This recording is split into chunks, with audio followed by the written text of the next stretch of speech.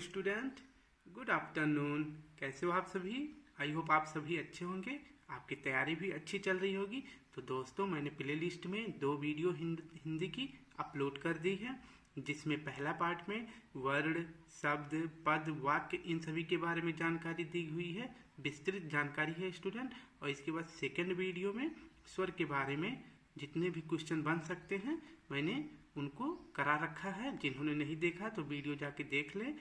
आज पार्ट 3 है, जो कि व्यंजन से संबंधित जितनी भी जानकारी होगी इसको एक वीडियो में पॉसिबल होगा तो कर देंगे, नहीं तो कल इसका लास्ट वीडियो होगा। और इसके बाद आज शाम को इससे रिलेटेड सिर्फ वर्णमाला, स्वर और व्यंजन से संबंधित ही प्रश्न होंगे, जिसमें कि 25 से 30 प्रश्न होंगे, बिल्कुल एग्जाम ओरिएंटेड होंगे। तो दोस्तों, उसको आप जरूर अटेंड करना और सभी के साथ शेयर करना। तो चलिए शुरू करते हैं। उससे पहले अगर वीडियो अच्छी लगे तो लाइक करें, कमेंट करें और सभी के साथ शेयर करें। तो देखते हैं व्यंजन किसे कहते हैं। तो व्यंजन उसे कहते हैं कि वह वर्ण जिनके उच्चारण में व लेखन में स्वरों की सहायता ली जाती है, उसे व्यंजन कहते हैं। स्वर जो है वो किसी की सहायता से नहीं बोले जाते, वो खुद अपने आप में स्वतंत्र होते हैं। व्यंजन ये स्वर पर डिपेंड होते हैं और इनका उच्चारण और व लेखन करने में हमें स्वरों की सहायता लेनी पड़ती है। तो स्टूडेंट देखते हैं व्यंजन प्रयत्न के आधार पर व्यंजनों का वर्गीकरण देख लेते हैं। ऐसे नंबर वाइज हम आपको बता देंगे कि पहला नंबर है स्पर्श व्यंजन या वर्गीय व्यंजन। ये कितने होते हैं टोटल? ये का से माँ तक होते हैं, इनकी संख्या 25 होती है। ऐसे क्वेश्चन पूछा जाएगा कि स्पर्श व्यंजन किसे कहते हैं या फिर इनकी संख्या कितनी होती है। टोटल यही पूछते हैं, ऐसे ही पूछते हैं कि स्पर्श व्यंजन की संख्या कितनी होती है। 25 टोटल होती है। अब सिर्फ जानने के लिए आप जान लें कि ये का से माँ तक होती है, ठीक। और ये स्पर्श व्यंजन को 5 वर्गों में विभाजित किया गया है। जैसे देख लें आप, पहला है कंठ, दूसरा है तालु, तीसरा है मूर्धा, चौथा है दंत और पांचवा है ओष्ठ, ठीक। अब इसको यहाँ से हमने बताया कि का से लेके माँ तक टोटल 25 स्पर्श व्यंजन होते हैं। तो दोस्तों, इसका उच्चारण स्थान कैसे होता है कि कंठ से उच्चारित होने वाले वर्ग कौन कौन से हैं? का, खा, गा, घा, अंगा। और तालु से ऐसे पूरा 5 वर्ण, ठीक। और मूर्धा के भी 5 वर्ण, टाठा, डाढ़ा, अड़ा। और दंत से ताथा, दाधा, ना। और ओष्ठ से पा, फा, बा, भा, मा। अब कंठ का मतलब क्या होता है कि जो कंठ से मतलब गले के पास से जिनका उच्चारण किया जाता है उनमें 5 वर्ण आते हैं, का से लेके अंगा तक, ठीक। और तालु मतलब जो ऊपर वाले दांत के पीछे का भाग होता है, जो खुरदुरा सा थोड़ा होता है, और दांत इन दोनों के बीच का स्थान ये होता है तालु, ऊपर का। जैसे चा उच्चारित करो, देखो जहाँ पे जीभ टच कर रही है वही तालु होता है। मूर्धा जो ऊपर का दांत है और उसके बाद जो ऊपर ऐसे रेखा की तरह ऐसे खुरदुरा भाग होता है, उस पर जब जीभ जो है पलट कर उसको उच्चारित करती है, उसको टच करने के लिए जीभ आपके पीछे मुड़ जाती है, तो वो हो जाता है मूर्धा। तो टा का उच्चारण करने में जीभ देखो आपके पीछे की तरफ मुड़ जाती है थोड़ी सी। अब दंत का देख लेते हैं कि दंत जो है कि दंत के अंतर्गत ता वर्ग आता है, और जब ता, था, दा, धा का उच्चारण करते हैं तो जीभ जो है ये बिल्कुल दांत से टच करके जो जीभ का अगला भाग होता है तो वो जो है दांत पे टच करके निकलता है, तो उसी को बोलते हैं दंत। और ओष्ठ का मतलब जब पाफा, बाभा और माँ इन वर्णों का उच्चारण किया जाता है तो जीभ जो है, ओंठ जो है एक दूसरे को स्पर्श करते हैं और तब जाके इन वर्णों का उच्चारण होता है। तो इसको याद करने के लिए थोड़ी छोटी सी ट्रिक भी बता देंगे आपको। जैसे होता है कि का के अंतर्गत कंठ से किन वर्णों का उच्चारण होता है, ता से और मूर्धा से, दंत से और ओष्ठ से किन वर्णों का उच्चारण होता है। तो इसको देख लेते हैं, छोटी सी ट्रिक है। जैसे का से देखो, का से हो जाएगा के, और ता से टी, और माँ से एम, और दा से डी, ओ से ओ। क्या हो जाएगा देखो, एक गाड़ी होती है ना, 2 व्हीलर, के T M 2, D O 2, KTM 2। तो इसका क्या हो जाएगा, KTM 2। एक सीरियल से याद कर लेना ऐसे, इसको मैच करा देना।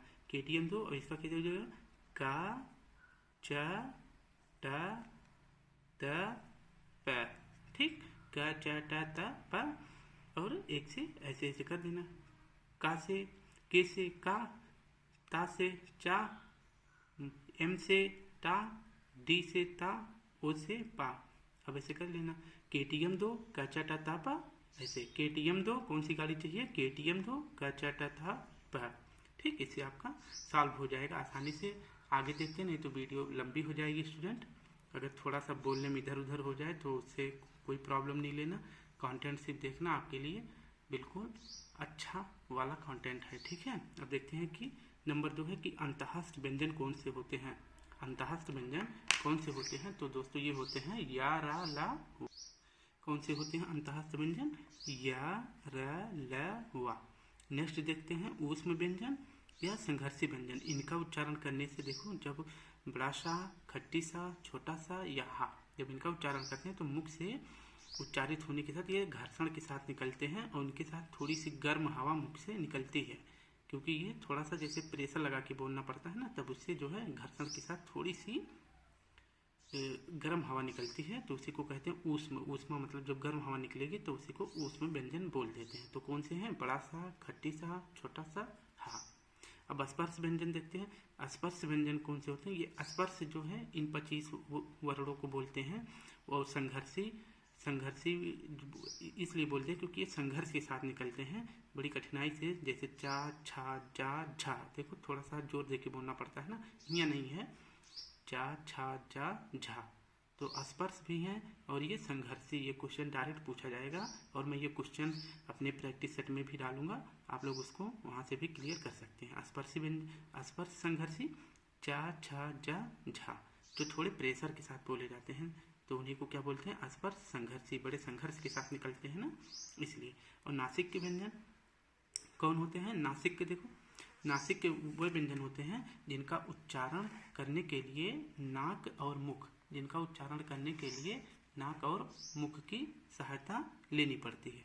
नासिक के व्यंजन में नाक और मुख की सहायता लेनी पड़ती है। ये कौन कौन से हैं, अड़ा, ञा, अड़ा, ना, मा, ठीक है। अंगा, ञा, अड़ा, ना, मा, ये नासिक के व्यंजन हैं। इन्हें क्या बोलते हैं, इन्हें पंचमा अक्षर भी बोलते हैं।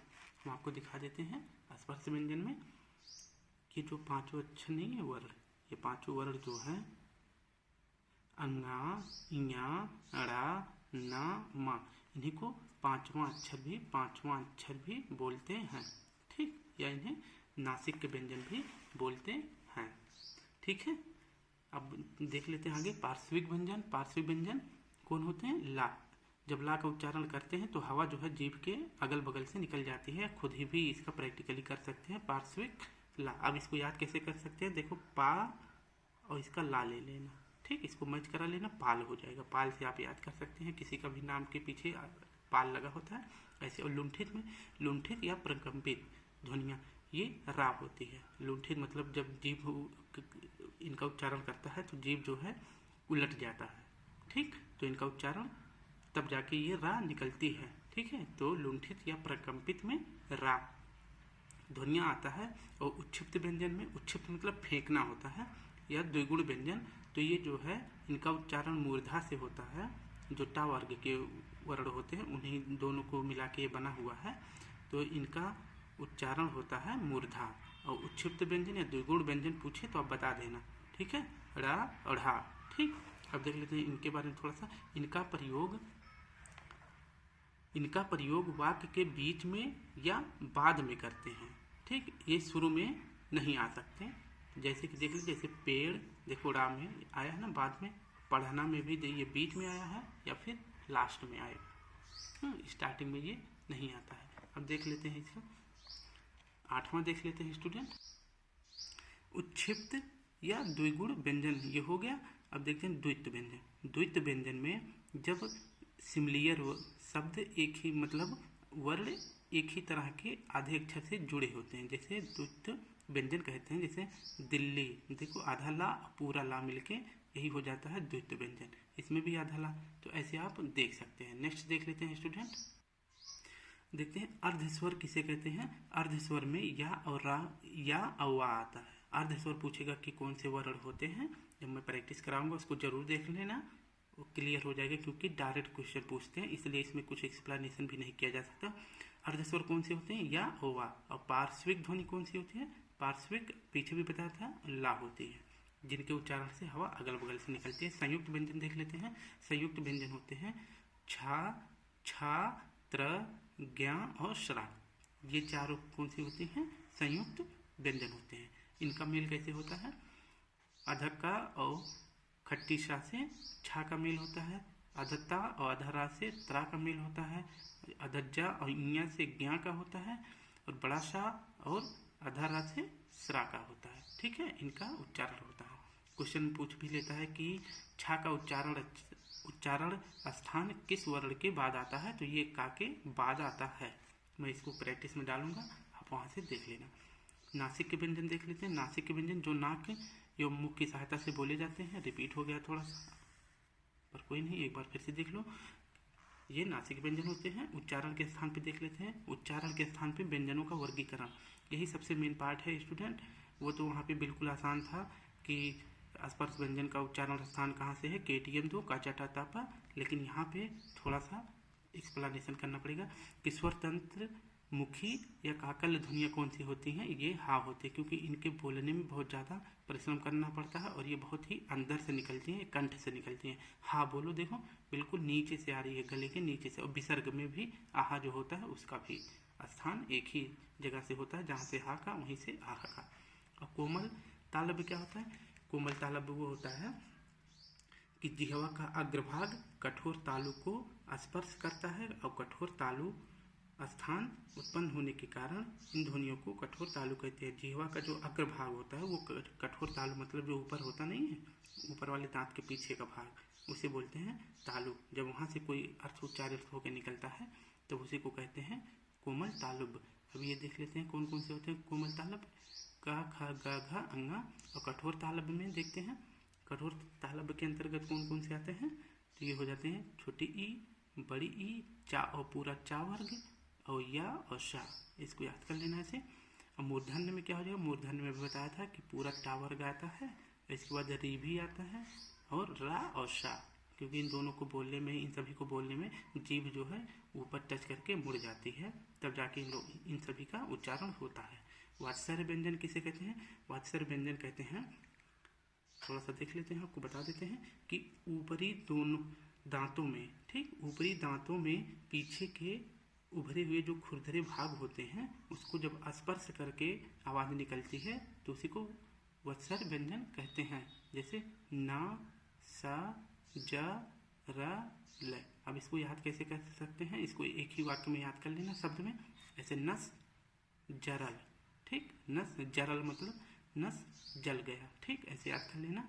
क्वेश्चन में ये पूछा जाता है कि वत्सर्य व्यंजन किसे कहते हैं, तो ना और सा, जा, रा और ला को, ठीक। आप इसको खुद लिखना, इसके बाद थोड़ा सा इस पर आपको परिश्रम करना पड़ेगा। इसके बाद आपका वर्णमाला से और स्वर व्यंजन से एक भी क्वेश्चन नहीं छूटेगा, इसके बाहर नहीं जाएगा, सिर्फ 3 से 4 वीडियो में क्लियर हो जाएगा। इसको 2 से 3 बार देखना, इसको रट लेना, ताकि बार बार पढ़ने से फुर्सत मिल जाए, ठीक है। और दंत में आपको बताया था कि ता वर्ग आता है और सा आता है, ठीक, दंत वर्ग आता है और सा आता है। इसको भी आप देख लेना। मैं इसको थोड़ा सा एक छोटा सा ट्रिक के माध्यम से वीडियो बनाऊंगा बहुत ही जल्द, फिर आपको दिखा दूंगा बिल्कुल एक एक शब्द कहाँ से उच्चारित होता है, ठीक। ये मैं आपको थ्योरी लिखा रहा हूँ, क्योंकि आप इसको भी लिख सकते हैं, कभी ज़रूरत पड़े तो आप भी ऐसे कहीं पे पढ़ा सकते हैं। और दंतोष्ठ के अंतर्गत कौन आते हैं, दंत ओष्ठ, जो दांत और ओष्ठ की सहायता से बोले जाते हैं वो वा और फा है। और ओष्ठ, सिर्फ ओष्ठ की सहायता से कौन कौन से वर्ड बोले जाते हैं, पा, फा, बा, भा, मा, ठीक। इसको आप खुद भी ट्राई कर सकते हैं प्रैक्टिकली कि ओष्ठ से कौन कौन से वर्ण बोले जाते हैं, पा, फा, बा, भा, मा। तो दोस्तों अगर वीडियो अच्छी लगे तो लाइक करें, कमेंट करें और शेयर करें।